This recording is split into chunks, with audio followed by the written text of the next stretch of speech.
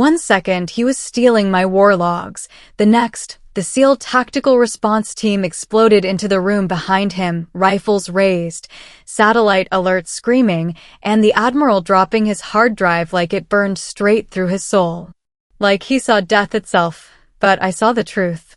The moment a decorated Admiral, my own commanding officer, plugged his illegal hard drive into my classified mission files and whispered the words that still cut like a blade, "Perfect. I'll end her and no one will ever know it was me." But all of a sudden, the hard drive dropped from his hand. The Admiral, my superior, my commander, looked like a man who had just come face to face with the end of his career and maybe the end of his freedom. Before I tell you what happened next, please like, subscribe, and comment where you're watching from, because this story is not just a betrayal, it's a federal crime that almost cost me my career, my freedom, and my life. I am Chief Intelligence Analyst Sarah Martinez, United States Navy, Special Operations Command. For 8 years, I've held a top-secret/sensitive compartmented information clearance with polygraph requirements every 18 months. My division, Special Activities and Reconnaissance, handles intelligence that most flag officers never see. We process real-time battlefield intelligence, analyze foreign signal intercepts, and coordinate with agencies whose names I still can't speak aloud. When people ask what I do, I tell them I read reports and write summaries. The truth is more complex and infinitely more dangerous. I have access to mission files that detail every covert operation across 3 theaters. I know which assets are active, which covers are blown, and which operations are so sensitive that their existence is compartmentalized even from the Joint Chiefs. My clearance level allows me to see raw intelligence feeds from sources embedded deep within hostile territory. Intelligence that, if compromised, would result in torture, execution, and the collapse of networks built over decades. War logs are digital records of everything that happens during classified operations. Every communication, every movement, every decision gets logged with military precision. These aren't just after-action reports, they're real-time documentation of classified methods, sources, and capabilities. A single war log from a sensitive operation contains enough information to expose agent networks, reveal tactical procedures, and compromise future missions. That's why access to these files requires not just clearance, but biometric authentication, satellite validation, and physical isolation protocols that most people would find claustrophobic. The weight of this responsibility sits heavy on your shoulders every single day. You know that one mistake, one moment of carelessness, could get people killed. Americans operating under false identities in places where discovery means death. Local assets who trust us with their lives. Entire operations that depend on secrecy for success. When you hold this level of access, you understand that the information flowing through your terminal represents the thin line between success and catastrophe, between life and death. I've spent years earning this trust. Countless background investigations, psychological evaluations, financial audits that dig into every aspect of your life. They interview your friends, your family, your neighbors from 20 years ago. They want to know if you've ever been vulnerable to coercion, manipulation, or compromise. And once you're cleared, they watch you constantly. Every login is monitored, every file access is logged, every deviation from protocol triggers alerts that ripple through the intelligence community. This is the world I inhabited when Admiral Richard Hawthorne became my commanding officer. A decorated veteran with 32 years of service, 3 combat deployments, and a chest full of medals that spoke to his dedication and valor. He was respected, feared, and trusted with responsibilities that shaped national security policy. But from our first meeting, I sensed something beneath the surface, a resentment that I couldn't quite understand. The morning I returned from my latest deployment cycle, the tension was palpable. I had spent 6 weeks analyzing intelligence from a joint special operations mission that I can't describe in detail, but I can tell you that it involved assets operating in territory where American presence was not officially acknowledged. The intelligence we gathered was critical, actionable information about weapons transfers, command structures, and operational plans that directly threatened American interests. Admiral Hawthorne was waiting when I arrived at the secure facility. His greeting was polite but cold, the kind of forced courtesy that barely conceals underlying hostility. "Chief Martinez," he said, his voice carrying an edge that hadn't been there before my deployment. "I trust your mission was productive." There was something in the way he emphasized that last word that made my skin crawl. Not appreciation for successful intelligence gathering, but suspicion. As if my access to classified information was somehow inappropriate, undeserved, or dangerous. "Yes, sir," I replied, maintaining the professional demeanor that had carried me through 8 years of military service. "All intelligence was processed according to protocol and is ready for analysis." His eyes narrowed slightly. "You know, Chief, there's been some discussion about the scope of access granted to intelligence analysts. Some concern that junior officers might be overstepping their boundaries." The words hit like a slap. Junior officer. After 8 years of exemplary service, after proving my reliability and competence time and again, he was reducing me to rank and experience. But there was more beneath his words: jealousy. Raw, bitter jealousy of the access I held, access that even he, as my commanding officer, didn't automatically possess. "I've never exceeded my authorized access, sir," I said carefully. "Every action I take is within the parameters of my clearance and assignment." "Of course," he replied, but his tone suggested otherwise. Still, one has to wonder about the wisdom of granting such broad access to certain personnel. The pause before certain personnel was loaded with implications I didn't want to examine too closely. Was this about my gender? My rank? My age? Or was it simply about the fact that I could access files that he couldn't? That my specialized clearance gave me visibility into operations that remained hidden from him despite his senior position? Over the following days, his behavior became increasingly troubling. He would ask pointed questions about my work, probing for details about classified operations that I couldn't share. When I reminded him of compartmentalization protocols, his frustration was barely contained. "I'm your commanding officer, Chief," he said during one particularly tense exchange. "There shouldn't be information flowing through this command that I can't access." "Sir, compartmentalization exists for operational security. It's not about trust or authority. It's about limiting exposure if there's a breach." "Are you suggesting I'm a security risk?" His voice was dangerous now, the controlled anger of a man accustomed to absolute authority being challenged by someone he considered subordinate. "Not at all, sir. I'm simply explaining the protocols that govern my work." But I could see the rage building behind his eyes. This wasn't about operational security or proper procedure. This was about power, about control, about a senior officer who couldn't tolerate the idea that someone under his command possessed access he didn't have. The breaking point came when the most sensitive intelligence package I'd ever handled arrived at my terminal. The classification markings alone told a story of extreme danger. This was information that could reshape military strategy in an active theater of operations. The file contained details of a joint special operations mission involving multiple agencies, foreign liaison services, and assets whose very existence was a closely guarded secret. Following protocol, I isolated myself in the secure reading room, a soundproof chamber where the most sensitive materials are reviewed.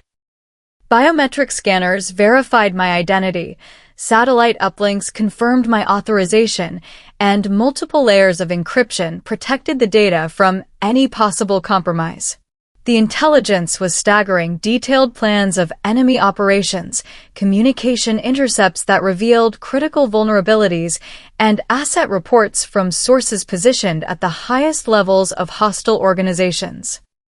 For 3 hours, I analyzed the data, cross-referencing it with existing intelligence and preparing preliminary assessments that would inform operational decisions. The weight of responsibility was crushing. I was handling information that could save or cost lives, that could determine the success or failure of missions already in progress. When I finally emerged from the secure room, my head was spinning from the intensity of the work and the magnitude of what I'd just processed. The communications center was calling all intelligence personnel to an urgent briefing, and I reluctantly locked my terminal and secured the classified materials according to strict protocol. That 20-minute absence changed everything. When I returned to my workstation, something was wrong. Subtly, almost imperceptibly wrong, but wrong nonetheless. My chair was positioned differently, not dramatically, but enough that someone who spent 12 hours a day in that chair would notice. The keyboard was angled slightly to the right when I always kept it perfectly aligned. Small details that most people would miss, but when you work with classified information, you develop an almost paranoid attention to such things. My terminal screen showed my standard desktop, but the system logs revealed something that made my blood run cold. Someone had overridden the lock sequence. Not hacked, overridden. Using administrative credentials that should have been impossible to obtain. I was reaching for the secure phone to report the security violation when I heard movement behind me. Admiral Hawthorne stood near my workstation, and in his hand was a portable hard drive, unauthorized storage media in a secure facility, a violation so serious that it could result in immediate arrest and court-martial. But what froze me in place wasn't just the sight of the illegal device. It was what I heard him whisper as he prepared to disconnect it from my terminal. Perfect. I'll end her and no one will ever know it was me. Those words, spoken in a voice filled with satisfaction and malice, revealed the true scope of his betrayal. This wasn't just unauthorized access to classified information. This was sabotage. He was stealing my war logs, my mission files, the most sensitive intelligence I'd ever handled, and he intended to use them to destroy me. The Admiral I had respected, the commanding officer I had trusted, was standing over my workstation copying classified files with the explicit intention of framing me for security violations that could end my career, my freedom, and possibly my life. But as I watched in stunned silence, his expression suddenly changed. The satisfied smirk vanished, replaced by a look of absolute terror. The hard drive slipped from his fingers as if it had become radioactive, and his face went pale with a fear so intense it was almost physical. What he didn't know, what I barely understood myself, was that the files he had just copied were protected by security measures that went far beyond anything he had imagined. The moment that unauthorized storage device connected to my terminal, it triggered a cascade of alerts that reached the highest levels of the intelligence community. Satellite surveillance systems came online automatically. Global positioning networks locked onto our location. Secure communication channels carried breach alerts to response teams stationed around the world.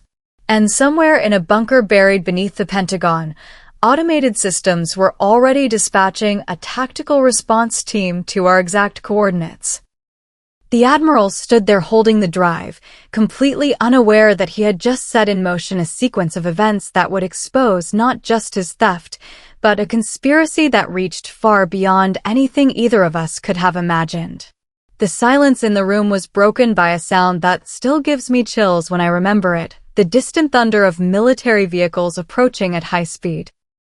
Within seconds, that thunder became a roar, and the entire building began to vibrate with the force of an assault team taking positions. I've never experienced anything like what happened next.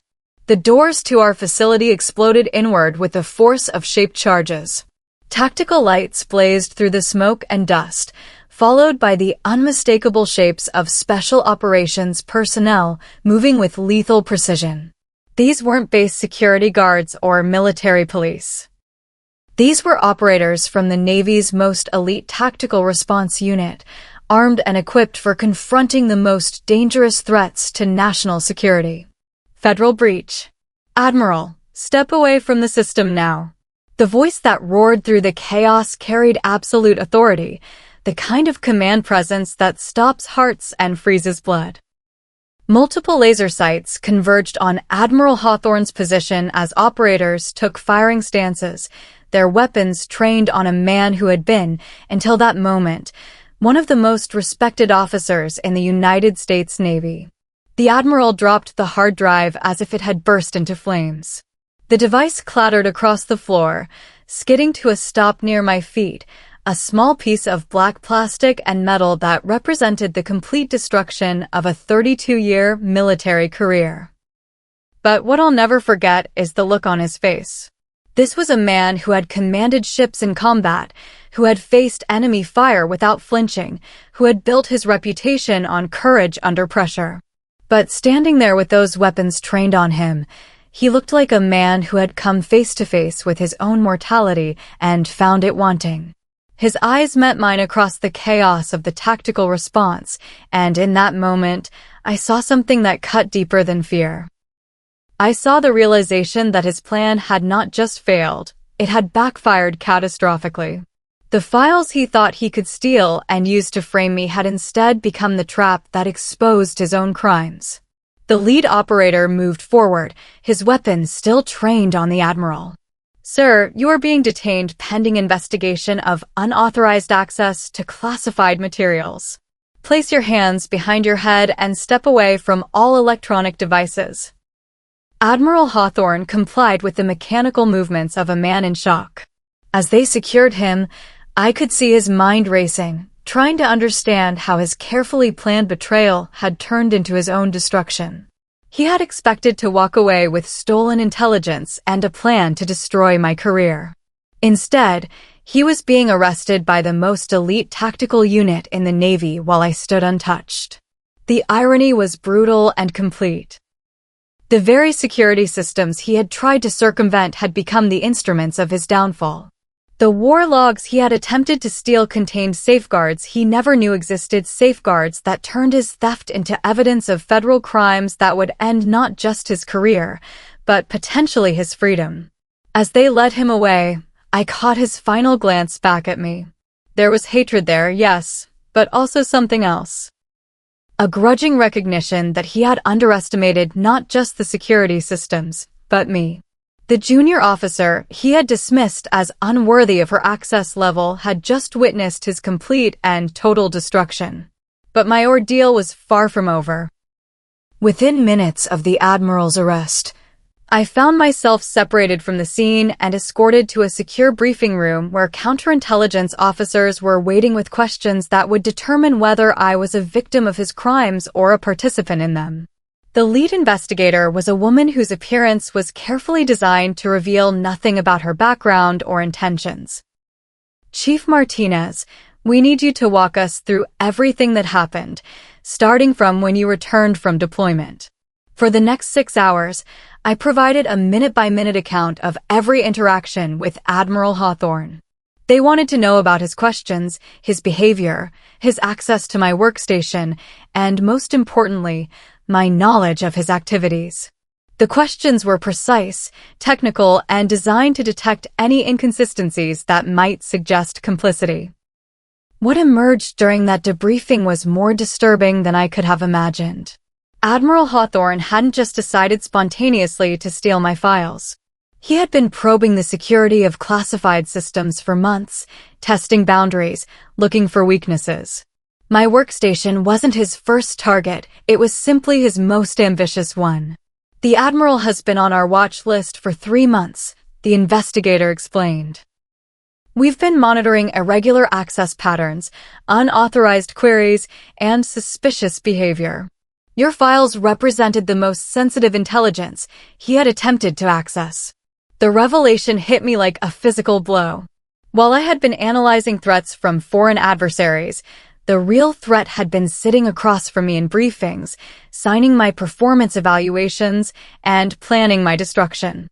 "There's something else you need to know," the investigator continued. "The files he copied weren't just protected by standard security measures. They were part of an active counterintelligence operation designed to identify insider threats. The moment his device connected to your terminal, he essentially confessed to federal espionage charges. The room spun around me as the full implications became clear. The intelligence I had been analyzing wasn't just sensitive operational data. It was bait in a trap designed to catch exactly the kind of threat that Admiral Hawthorne represented. And by attempting to steal it, he had provided irrefutable evidence of his criminal intent. But the investigators weren't finished. The hardest questions came when they asked about my own security practices, my handling of classified materials, and my awareness of potential threats. They wanted to know why I hadn't reported the Admiral's suspicious questions, why I hadn't recognized the security risk he represented. "Chief, you had access to some of the most sensitive intelligence in the military. That access comes with responsibility not just for the information itself, but for recognizing threats to its security. Why didn't you see this coming?" The question stung because it forced me to confront an uncomfortable truth. I had noticed the Admiral's behavior, his inappropriate questions, his resentment of my access. But I had dismissed it as personality conflict, as the ego bruising that sometimes occurs when senior officers encounter junior personnel with specialized clearances they don't possess. I thought it was professional jealousy, I admitted. I never imagined he would risk his entire career to steal classified files. "Professional jealousy is often the first step toward betrayal," the investigator replied. "In the future, trust those instincts. Report inappropriate interest in classified materials, regardless of who's showing that interest." The debriefing concluded with my temporary removal from access to classified systems, pending a complete security review. Standard procedure, they assured me, but it felt like punishment. After 8 years of exemplary service, after being the victim of attempted espionage, I was the one being restricted while they investigated whether I had somehow failed in my responsibilities. The next few days were a nightmare of rumors, speculation, and whispered conversations that stopped whenever I entered a room. Word of a senior officer's arrest had leaked, and the base was alive with theories about what had happened. Some stories painted me as a hero who had exposed a traitor. Others suggested that I was somehow complicit, that the investigation was far from over. The isolation was crushing. My colleagues treated me with a mixture of respect and suspicion, unsure whether associating with me was safe for their own careers. My superiors were professionally polite but distant, clearly waiting to see how the investigation would resolve before committing to any particular stance. But it was the headlines that really drove home the magnitude of what had occurred. Senior naval officer arrested in security breach. Pentagon investigates espionage allegations. Classified information compromised in military intelligence unit. Each article contained just enough truth to be recognizable while distorting the facts in ways that made my role unclear and suspicious. Reading those headlines, I realized that regardless of how the investigation concluded, my career would never be the same. I had become the intelligence analyst who was present when a decorated admiral was arrested for espionage. That association would follow me for the rest of my military service, coloring every performance evaluation and assignment decision. The breakthrough came 2 weeks after the Admiral's arrest, when counterintelligence investigators uncovered evidence that transformed the case from simple theft into something far more sinister. The preliminary investigation had focused on Admiral Hawthorne's unauthorized access to my files. But deeper analysis revealed patterns that suggested his crimes extended far beyond a single incident of poor judgment. We found encrypted communications, the lead investigator informed me during an update briefing. The Admiral had been in contact with individuals who have connections to foreign intelligence services. This wasn't just about stealing files, it was about selling them. The room temperature seemed to drop 10 degrees as the implications sank in. Admiral Hawthorne hadn't just tried to steal my war logs to frame me for security violations. He had been preparing to sell classified information to foreign adversaries, and my files represented the most valuable intelligence he had ever attempted to acquire. There's more, the investigator continued. We found evidence of previous attempts to access restricted systems, communications with defense contractors who have been under investigation, and financial transactions that suggest he was already being compensated for information. The betrayal was complete and comprehensive. A trusted officer with access to the highest levels of military planning had been systematically compromising national security for personal gain. And my workstation had been his final target. The score that would have provided him with intelligence valuable enough to retire on. But perhaps the most disturbing revelation came when they shared intercepts of his communications with his handlers. In one encrypted message, he had described me as a problem that needs to be eliminated and detailed his plan to frame me for security violations that would result in my imprisonment. Perfect. I'll end her and no one will ever know it was me. Those words, which I had heard him whisper over my terminal, represented not just theft, but attempted destruction of my life and career. He had planned to steal my files, plant evidence of improper handling, and watch as I was arrested for the very crimes he was committing. The calculated malice of his plan was breathtaking. He hadn't just seen me as an obstacle to his espionage activities. He had seen me as a convenient scapegoat who would bear responsibility for his crimes while he continued selling secrets to the highest bidder. Learning these details changed everything about how I viewed not just Admiral Hawthorne's betrayal, but my own role in exposing it. I hadn't just caught a thief in the act, I had unknowingly participated in the exposure of a spy ring that threatened national security at the highest levels. But with revelation came new pressures. Suddenly, my temporary suspension became extended indefinitely while investigators traced every contact, every file access, every interaction I had ever had with Admiral Hawthorne. They needed to verify that I hadn't been compromised, that I hadn't been recruited, that my security clearance hadn't been used as a pathway for unauthorized access. The investigation was thorough, invasive, and humiliating. They re-interviewed everyone I had ever worked with, conducted additional polygraph examinations, and subjected my personal finances to scrutiny that revealed every purchase, every transaction, every financial decision I had made for years. We understand this is difficult, one investigator explained, but when there's a compromise at this level, we have to verify the integrity of everyone who had access. Your cooperation is essential. Cooperation felt like surrender. Every day of suspended access was another day of professional limbo, another day of colleagues wondering whether I was victim or accomplice. The strain was enormous, the uncertainty about my future, the stress of ongoing investigation, and the knowledge that my career hung in the balance based on factors largely beyond my control. The worst part was the silence from my chain of command. While investigators probed every aspect of my professional and personal life, my superiors maintained careful distance. No words of support, no reassurance that my years of exemplary service mattered, no indication of confidence in my integrity. Just professional politeness and bureaucratic procedures that treated me as a potential threat rather than a victim. It was during this period of professional isolation that I learned the most disturbing details about Admiral Hawthorne's crimes. The investigation had expanded beyond his attempted theft of my files to encompass years of suspicious activity that had somehow escaped notice despite multiple security reviews. The financial trail was particularly damning.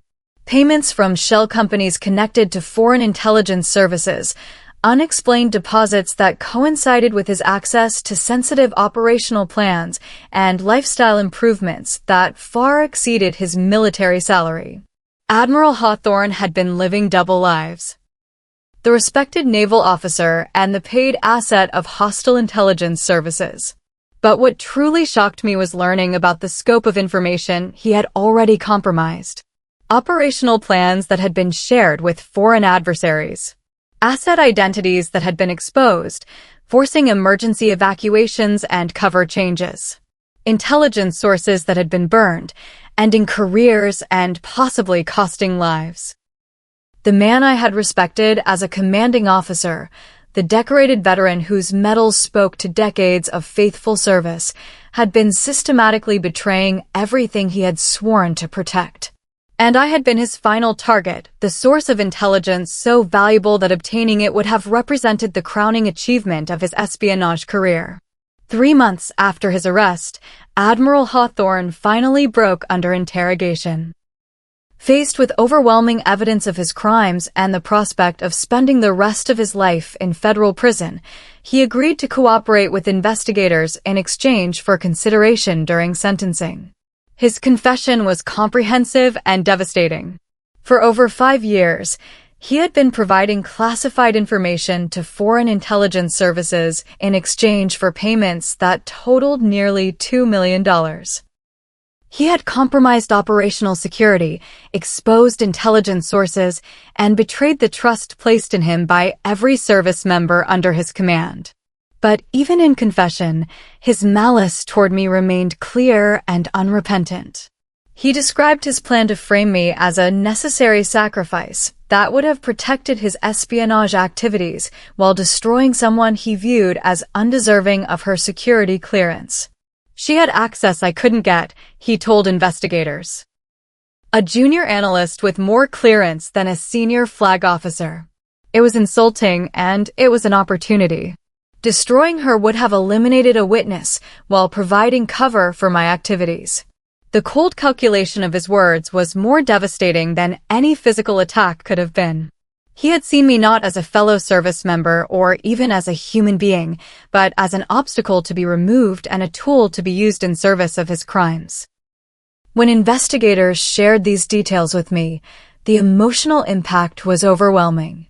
The violation went beyond professional betrayal. It was personal, targeted, and designed to destroy everything I had worked to achieve.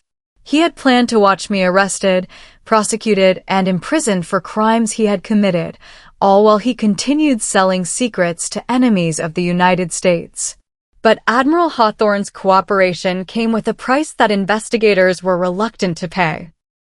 Despite his confession to years of espionage, he refused to identify his foreign contacts, claiming fear for his family's safety. This left a critical gap in the investigation. The foreign intelligence operatives who had recruited him remained unidentified and presumably active. "We know who paid him," one investigator explained, "but we don't know who recruited him, how long this operation has been active, or whether there are other assets we haven't identified." His cooperation has been limited and self-serving. The implication was clear. Admiral Hawthorne's arrest had exposed one spy, but the network that had recruited and operated him remained largely intact. His betrayal was part of a larger intelligence operation that continued to threaten national security even after his capture. This knowledge added another layer of complexity to my situation. As the person who had inadvertently triggered his exposure, I remained a potential target for the intelligence services that had been operating him. My safety, my career, and my future were all considerations and decisions about how to proceed with the case. For months after that terrible day when I caught him stealing my files, I was finally cleared for return to duty. The security review had found no evidence of compromise, no indication of divided loyalty, and no suggestion that I had been anything other than the victim of an elaborate espionage plot. The official notification was characteristically understated.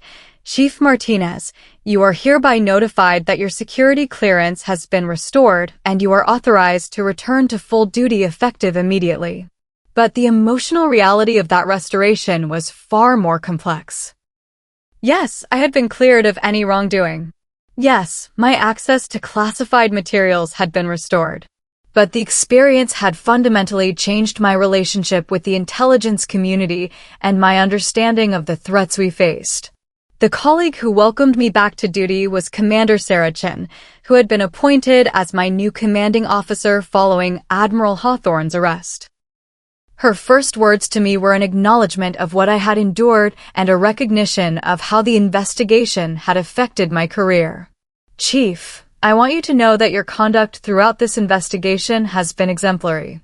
You followed every protocol, cooperated fully with investigators, and maintained your professionalism under circumstances that would have broken many people. Your integrity has never been in question. The words meant more than any official recognition could have. After months of suspicion, investigation, and professional isolation, hearing a superior officer express confidence in my integrity felt like absolution. But Commander Chin also made clear that my role in exposing Admiral Hawthorne's crimes had elevated my profile in ways that would affect the rest of my career. "You're going to be watched more closely now," she explained. "Not because anyone doubts your loyalty, but because your experience makes you valuable in ways that create new responsibilities." Those new responsibilities included consulting with counterintelligence investigators, providing training on insider threat recognition, and serving as a subject matter expert on security protocol compliance. My experience as a victim of espionage had inadvertently made me an expert on espionage detection. The transition back to operational duties was challenging in ways I hadn't anticipated. Every interaction with colleagues carried undertones related to my role in the Admiral's exposure. Some treated me with increased respect, recognizing that I had unknowingly helped expose a serious security threat. Others maintained careful distance, unsure whether associating with me carried professional risk.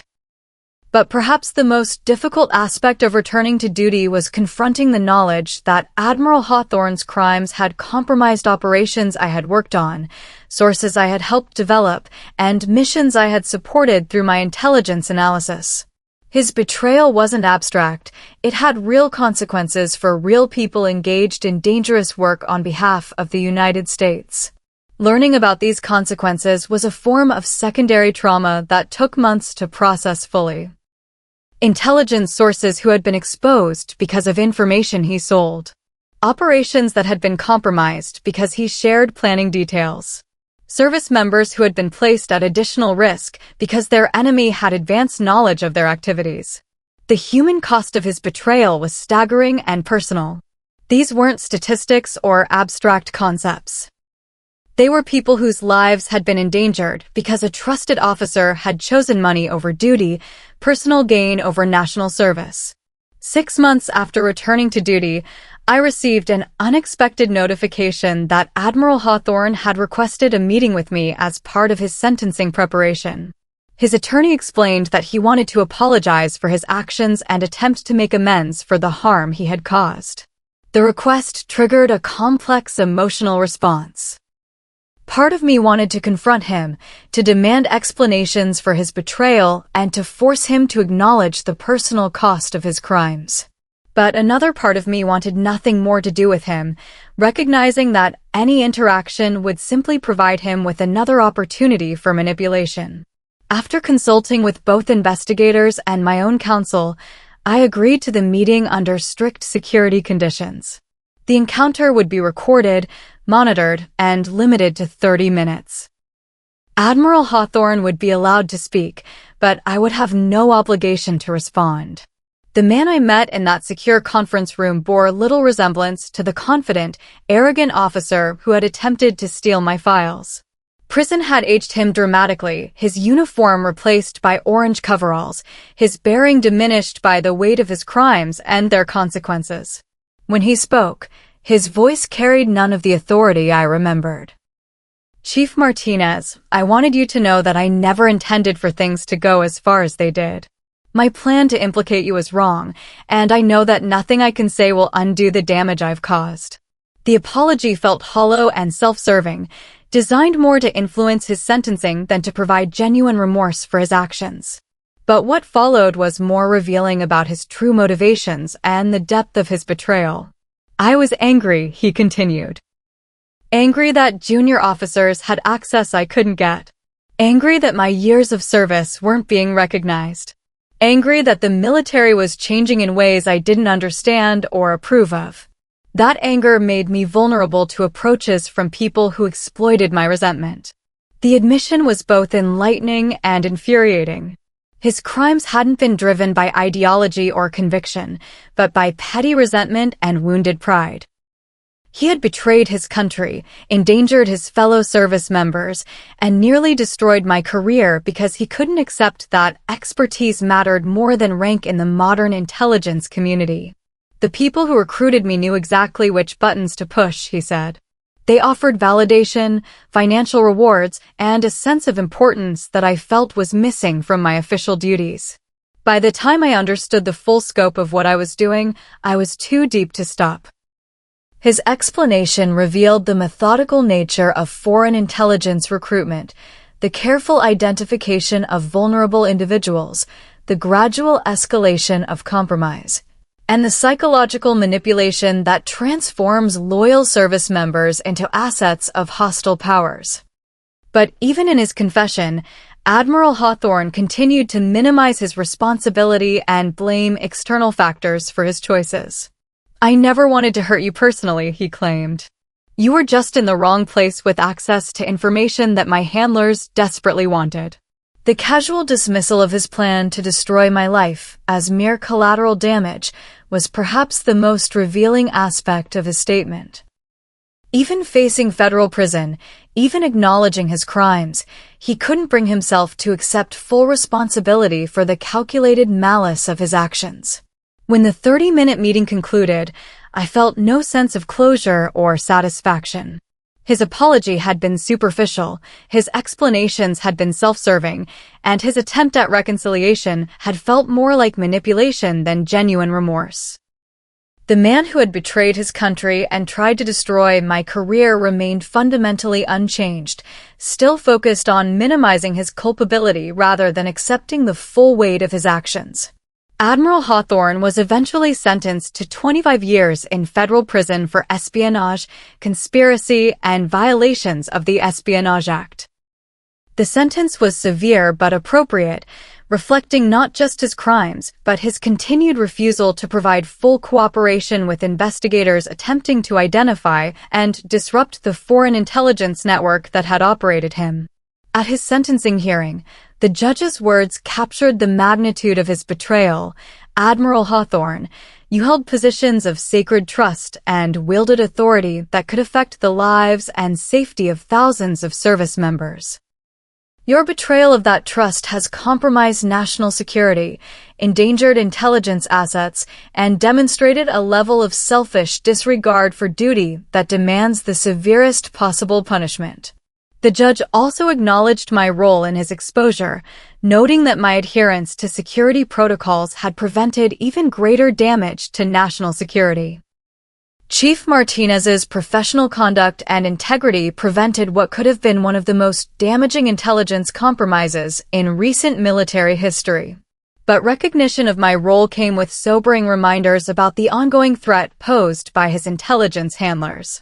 Despite his arrest and conviction, the foreign operatives who had recruited and run him remained active and presumably continued their efforts to recruit other assets within the military and intelligence community.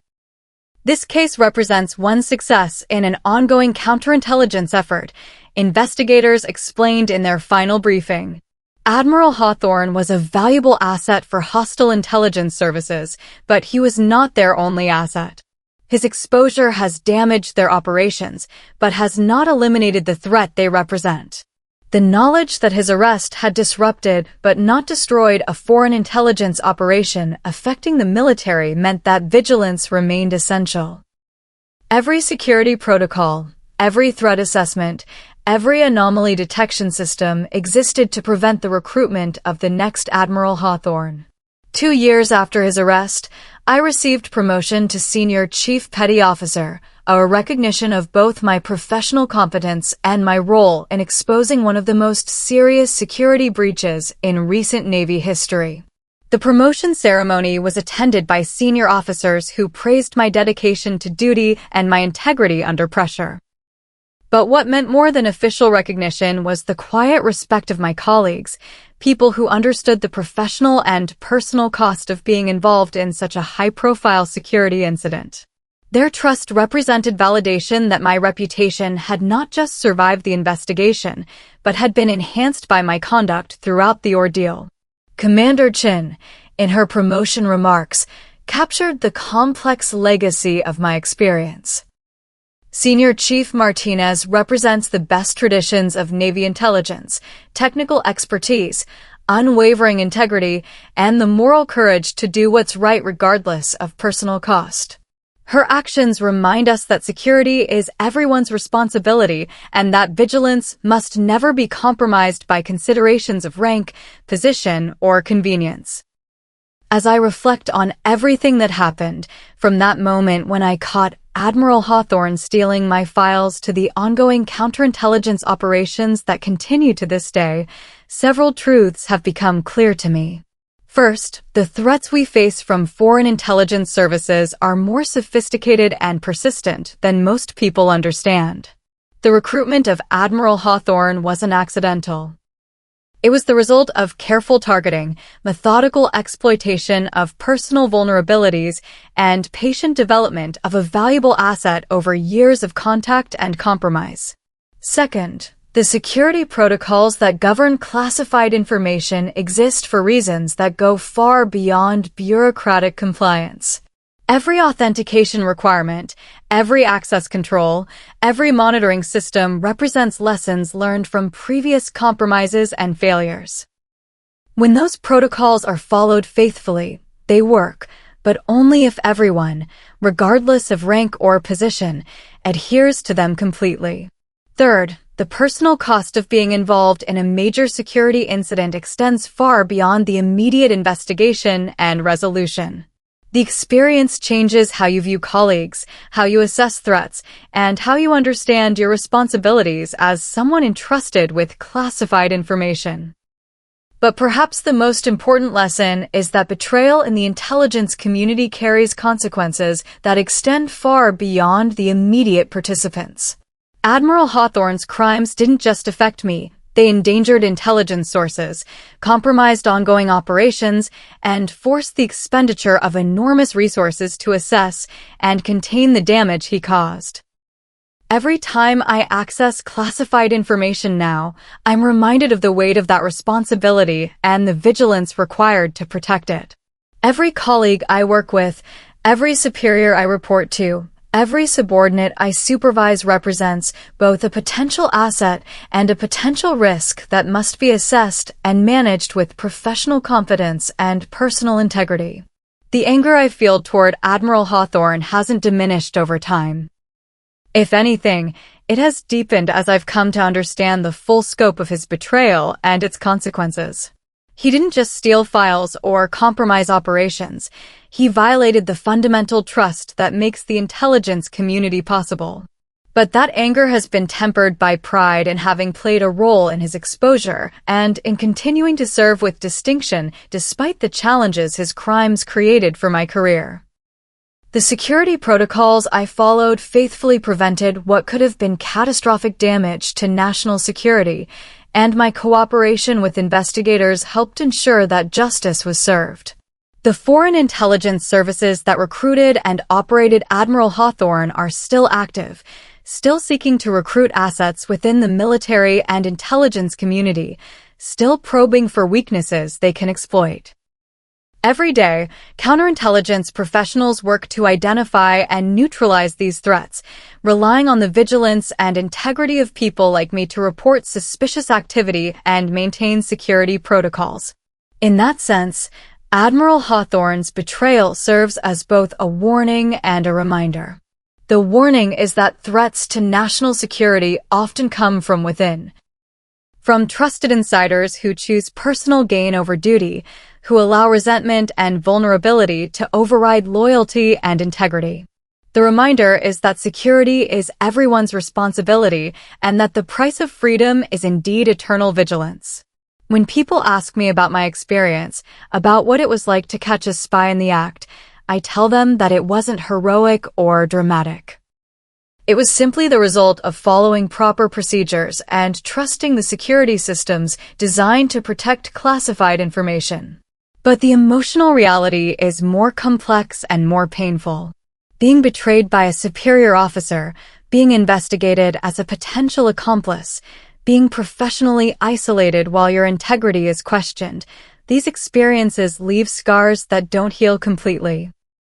They change how you view authority, how you assess trust, and how you understand the responsibilities that come with access to classified information. But they also reinforce the importance of the work we do and the values we serve. Every protocol followed, every threat assessed, every security procedure maintained contributes to the protection of sources, methods, and operations that defend American interests around the world.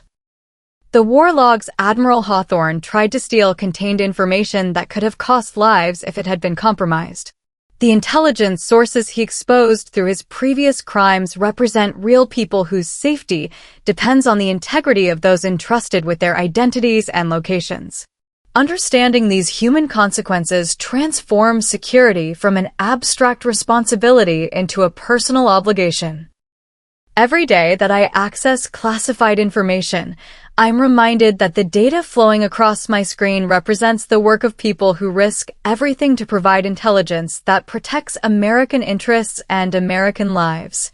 That responsibility is both a burden and a privilege. A burden because the consequences of failure are measured in human costs, and a privilege because few people are trusted with information that matters as much as what flows through intelligence channels. Admiral Hawthorne forgot or ignored these responsibilities, choosing personal gain over professional obligation, foreign money over American lives, immediate gratification over long-term consequences. His betrayal stands as a permanent reminder of what happens when that trust is violated and why eternal vigilance remains the price of freedom. But his exposure also demonstrates that the systems designed to protect classified information work when they're properly implemented and faithfully followed. The security protocols that triggered his arrest, the counterintelligence operations that had him under surveillance, and the technical safeguards that captured evidence of his crimes all functioned exactly as designed. In the end, that's the real lesson of Admiral Hawthorne's betrayal and exposure.